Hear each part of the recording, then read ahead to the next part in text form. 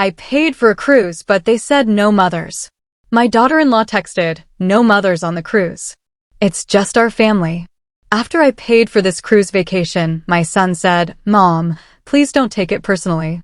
Marissa just wants to make it a bonding trip. They wanted to take me off the cruise vacation that I had meticulously prepared for days and paid for with my years of savings. So, I erased their names from the guest list right before the trip. If they didn't want me, then they wouldn't have this cruise at all. When I closed the lid of my laptop that evening, the faint reflection of my own face lingered on the screen. The booking confirmation email glowed in my inbox, lines of text that felt less like a receipt and more like a promise. 2 luxury suites side by side departing from Port Miami to the Caribbean. 7 nights of sun, music, food, and if the gods of family harmony were kind, reconciliation. For months I had been dipping into the savings account I had built. After retiring from the law, not an extravagant sum, but enough to indulge in this dream. Every line of that confirmation made me breathe a little lighter. Balcony suite. Onboard credit included. Champagne welcome. I wanted it all perfect. Not for myself alone, but for Luke, for Marissa, for the children, and yes, even for Paige. Luke, my only son, was always conflict-averse, a peacemaker by nature, or perhaps a coward when it came to standing his ground. At 30, he managed teams of engineers at a tech firm with the efficiency of a conductor leading a symphony. But when it came to his marriage, he barely lifted a baton. He let Marissa set the tempo of his life. And I, his mother, was relegated to the silence between beats. Still, I wanted to believe. I wanted to believe that if we were all together on that ship with nothing but ocean on every side, we might find each other again. The text came just after dinner, when the kitchen was clean and the night was still. It was from Marissa. Just one line, simple and sharp. No mothers on the cruise. It's just our family. I read it twice, 3 times. My stomach dropped as though I had already stepped onto the rocking deck of the ship. I called Luke immediately. His voice was low, hesitant, like he had been waiting for this storm. Mom, please don't take it personally, he said. Marissa just wants this to be a bonding trip, you know, for us and the kids. He tried to make it sound reasonable, but the words were a knife dressed in silk. For a long moment, I couldn't speak. My hand clenched around the phone. So you're telling me, after I booked everything, after I spent my savings for this trip, I am not welcome? He sighed heavily, and I could picture him rubbing his temple, just like Richard used to when arguments got too loud. Mom, it's not like that. We think it would be easier if it was just us. Just us. As if I wasn't part of that equation anymore. As if decades of raising him, loving him, standing by him meant nothing now that Marissa wanted exclusivity. My voice broke without my permission. Luke, do you even hear yourself? I booked this for all of us. For you, for Marissa, for the kids. For family. And now I'm suddenly an outsider? He tried to soothe me, but his words were weak. Please don't be upset. We'll take photos. We'll call you from the ship. It's not like we're cutting you out of our lives. But that's exactly what it was. A cut. Sharp and clean. I ended the call before my heart bled anymore. I sat in the dim living room, staring at the framed photographs on the wall. Luke's graduation. His wedding. The birth of little Emma. Every milestone, I had been there. And now, when I wanted nothing but a week together, I was being erased. I stayed still for hours, only the hum of the refrigerator filling the silence. But as the night wore on, something inside me shifted. The ache in my chest hardened into something else. Resolve. If they didn't want me there, then they wouldn't go at all. I had made the booking. The contracts were in my name. The money was mine. And I wasn't about to fund my own exclusion. The next morning, I opened my laptop. My fingers trembled slightly as I pulled up the confirmation emails. The suites. The excursions. The champagne package. All of it glowed on the screen, evidence of my love and hope. I clicked through to the cancellation policies. Refunds were possible. Transfers too. A simple request to erase their names from the guest list was all it took. By noon, the cruise line confirmed. Luke and Marissa's reservations were gone. The trip was still mine. For the first time in days, I smiled. They wanted me invisible? Fine.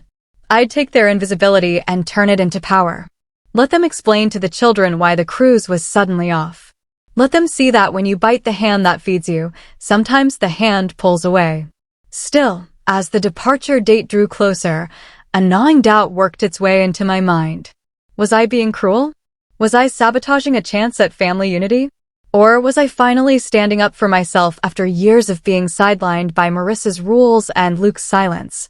Each night I lay in bed, staring at the ceiling, replaying that text. No mothers on the cruise. It wasn't just a message. It was a declaration that I didn't matter. So I packed my suitcase. Dresses for dinners. Sunscreen.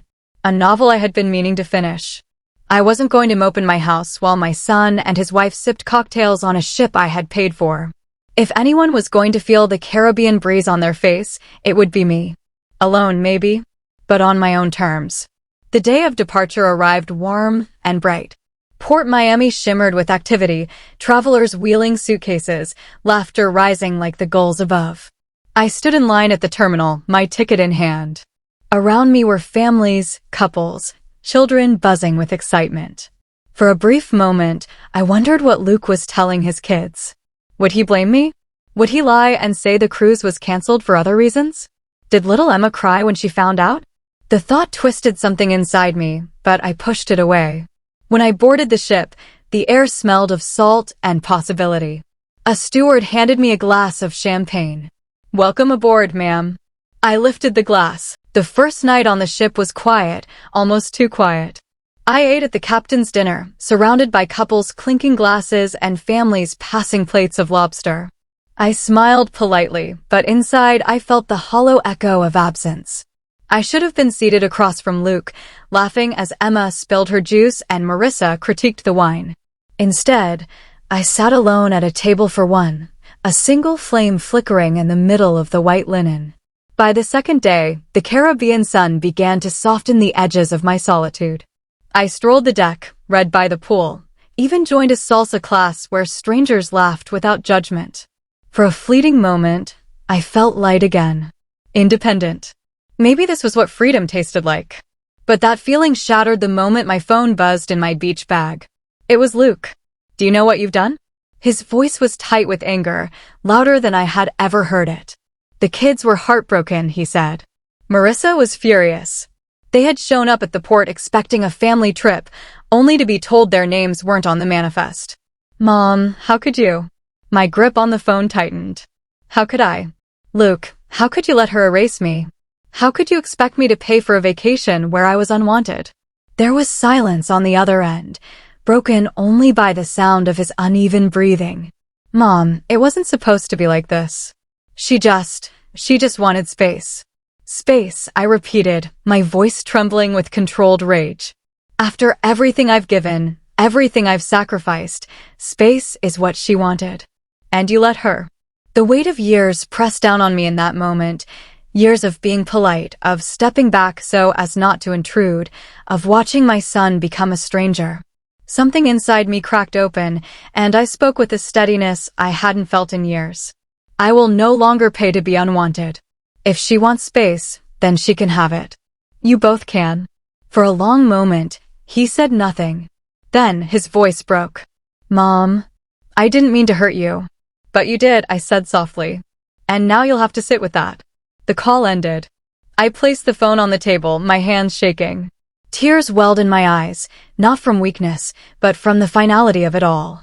On the fourth day of the cruise, as the ship drifted near turquoise waters, I sat alone on the balcony of my suite. The horizon stretched endlessly, waves crashing in a rhythm that felt like a heartbeat. I realized then that this trip wasn't about Luke or Marissa. It was about me reclaiming the parts of myself I had given away too freely. The lawyer, the mother, the woman who once stood strong beside her husband. She was still here, and she was tired of being sidelined. When I returned home, the silence of the house felt different. Not lonely, but purposeful. I boxed up the photographs that hurt too much to look at and placed them in the attic. I began calling old friends, reconnecting with people I had neglected in the shadow of motherhood. Slowly, I built a life where my worth was not measured by whether my son's wife allowed me in. Weeks later, Luke came to visit alone. He stood at the door awkwardly, hands shoved in his pockets. His eyes searched mine, guilt plain on his face. I shouldn't have let her send that text, he admitted. I should have stood up for you. His words were late, but they mattered. I let him sit at the kitchen table, where we shared coffee and silence. Forgiveness was not instant, but it began that day. As for Marissa, she never apologized. She never even looked my way at family gatherings after that. But I no longer bent myself small to fit into her world. I smiled when I wanted to, left when I wanted to, and stopped offering pieces of myself to people who could not see my value. The cruise I had once planned for reconciliation became a journey of separation. But in that separation, I found something far more important. I found myself again,